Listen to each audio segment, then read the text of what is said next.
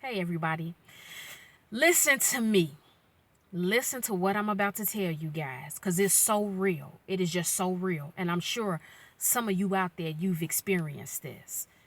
When someone passes away, okay, and you go to their funeral, when you see people or a person that is screaming to the top of their lungs, or they're falling over in the casket and they're yelling out, Lord, take me, take me. Lord, why did this happen? Please, Lord, bring them back, Jesus. And they literally trying to pull the dead body out the casket. I want you to understand that all the time when you see that, that does not necessarily mean that they are so heartbroken over the death of the person. I actually found out that when you see some people, this video is not for all of you all, because I know each one of us, we grieve differently. So please don't take offense. But there are some people that are extremely dramatic or overly dramatic at a homegoing service because it's their own personal guilt. Let me explain something to you guys. And I'm not saying, I'm not here to impose how I feel, to make it like this is how each one of you are, or to say that the way you grieve is wrong or right. I'm not saying that. But what I'm saying is that when you see certain people at a homegoing service doing the most, screaming and hollering and literally almost falling in a dead person's casket, I'm telling you that it's guilt. Because you know what? When you have a loved one that is alive, you may not have the best relationship with them and you may not be that close with them. But trust me when I tell you, if you know that you truly love them, if you know that you had their back, if you know you were there for them when they needed you or you called and checked up on them, and you cared about whatever their situation was, you don't feel guilty when they pass away. I'm not saying you won't cry. I'm not saying you won't miss them and you won't feel bad. I'm not saying any of that.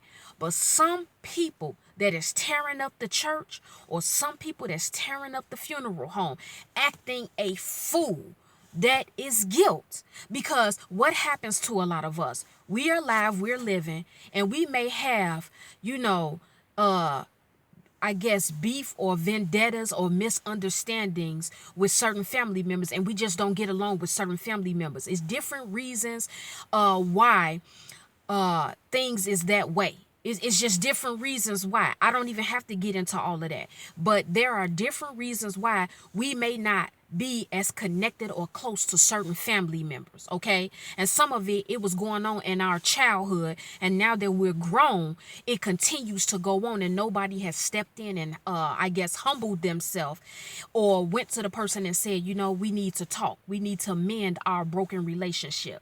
So what I'm telling you guys is that don't be fooled. Do not be fooled thinking that when you see someone screaming and hollering and acting this way, that it's them feeling so bad or they're heartbroken. A lot of times it's merely guilt. My father just passed away about a month ago. And at his homegoing service, I was emotional and I was very heartbroken and upset. But there were just some people in my family. I'm just going to be honest. Some people in my family, they acted a fool. Really, they did. They acted a fool, and they acted a fool because they knew when he was living that they didn't have the best relationship with him, and they never really even checked on him. Sometimes people, and I want you to understand, a phone call makes a very big difference in somebody's life. Sometimes people just want to hear your voice. Sometimes a person just wants you to come and knock on their door and say, hey, how you doing? I want to hang out with you. Let's go out to dinner today. Let's go out to lunch today. Sometimes the little things is what matters. And if you go on in life not really making your presence known, or you are not involved with people who you call family or friends, if they pass away, the guilt will eat you alive.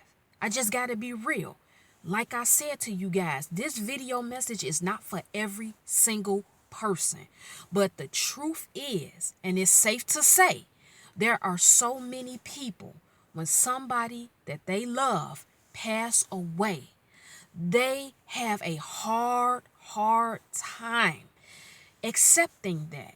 And I'm saying it's deeper than just you grieving.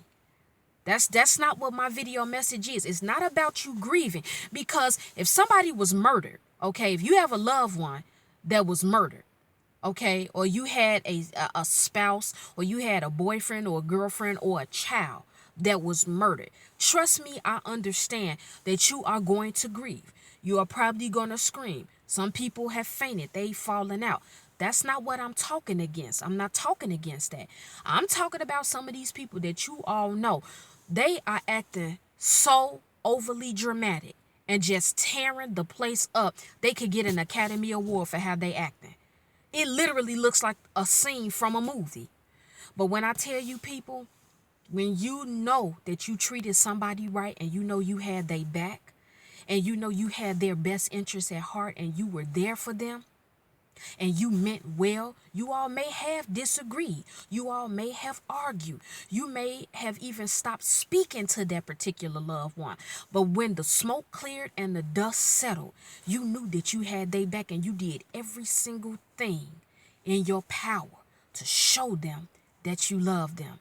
There is no need for you to act the fool. It's no need for it. That's what my video message is, people. You guys know I love you.